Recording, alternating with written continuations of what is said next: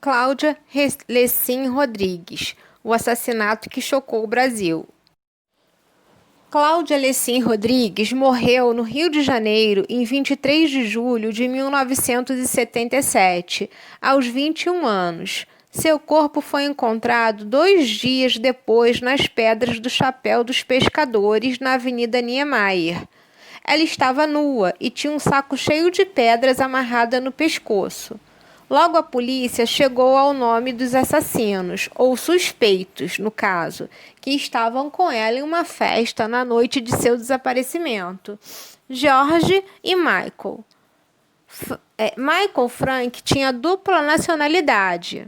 Fugiu para a Suíça e escapou da justiça brasileira. O julgamento do caso ocorreu em 1980, 3 anos após a morte de Cláudia, e durou 5 dias. Um dos mais longos do Tribunal do Júri no Brasil.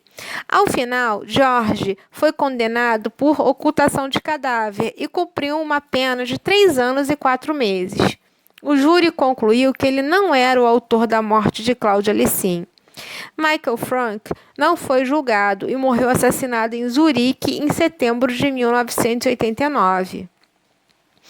A imprensa acompanhou o resgate do corpo de Cláudia Lecim em São Conrado. As imagens serviram como prova para a acusação de que Michael e George teriam espancado e estrangulado a moça até a morte. Ambos alegaram que a jovem havia morrido por ingestão excessiva de cocaína ou overdose. Em 27 de agosto de 1977, o Jornal Nacional exibiu uma entrevista com o advogado de Michael, Wilson Lopes dos Santos, em que ele justificava a permanência de seu cliente na Suíça, onde se internou em uma clínica de desintoxicação de drogas por 18 dias.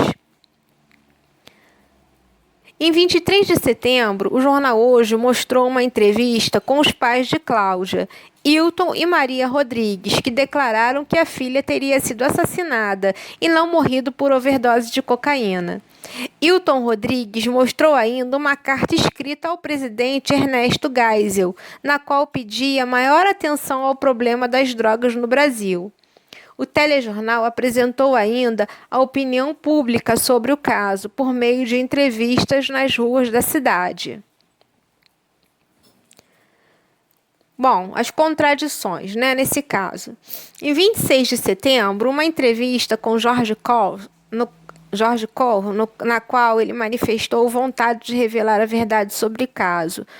Cole, no entanto, foi evasivo e contraditório. Colocou-se como vítima e afirmou ter sido coagido a sair do país.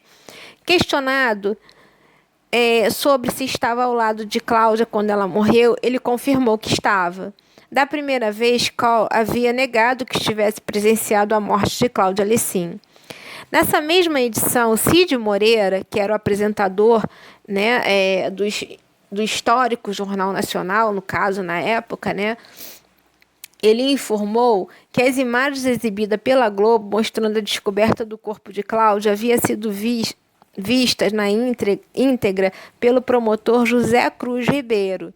Ele requisitou uma cópia das imagens à emissora para constar como peça de acusação.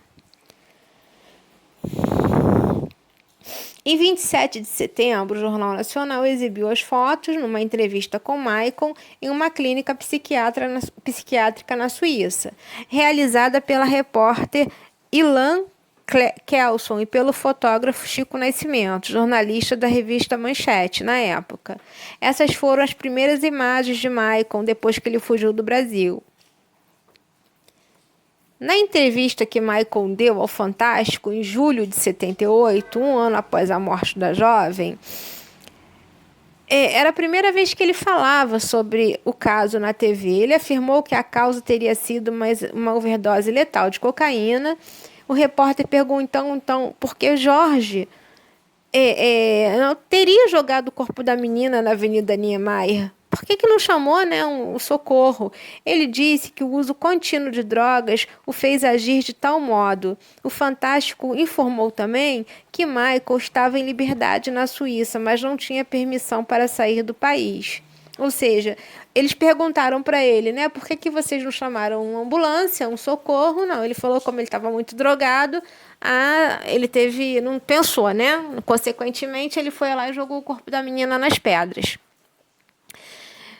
No dia seguinte, o Wilton, né? No dia seguinte à entrevista do Fantástico, o Wilton, pai de Cláudio, deu uma entrevista exibida no Jornal Nacional, desmentindo a versão de Michael.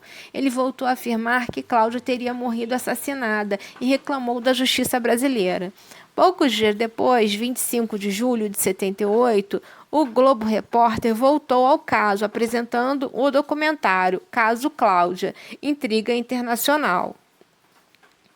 Em 19 de setembro de 89, Michael Frank foi assassinado em Zurique. O jornal Hoje exibiu uma reportagem sobre o crime, relembrando o caso, por meio de imagens de arquivo, no caso, né? Uma entrevista com a mãe da jovem, Maria Lecim, também foi ao ar.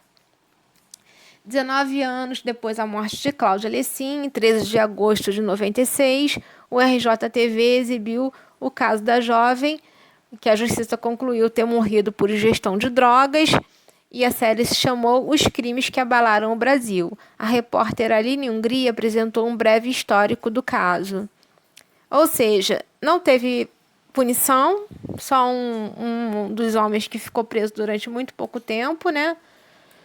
O outro foi embora do país, morreu assassinado, e a moça morreu do jeito que morreu, com um saco cheio de pedras amarrado no pescoço, e não foi assassinato para a justiça. Quer dizer, ou a justiça estava cega, né? Ou devia ter alguém dopado para constatar que não houve assassinato. Por mais que a menina tivesse tido uma overdose de cocaína, como é que o cara ou os caras vão amarrar um saco de pedra no pescoço da menina e jogar na pedra da Niemeyer? Quem mora no Rio de Janeiro conhece aquela geografia ali, entendeu? Ali é um local perigoso, letal cair dali, né?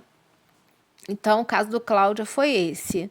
Tem muitos documentários na internet falando sobre o caso Cláudia. Tem foto dela, tem foto da morte dela, tem foto do corpo dela, né?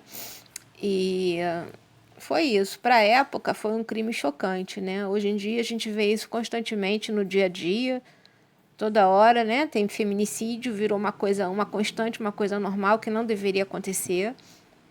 Mas antigamente era mais difícil disso acontecer, ou se acontecia não era tão televisionado, e quando acontecia um crime desse realmente era para chocar a sociedade brasileira.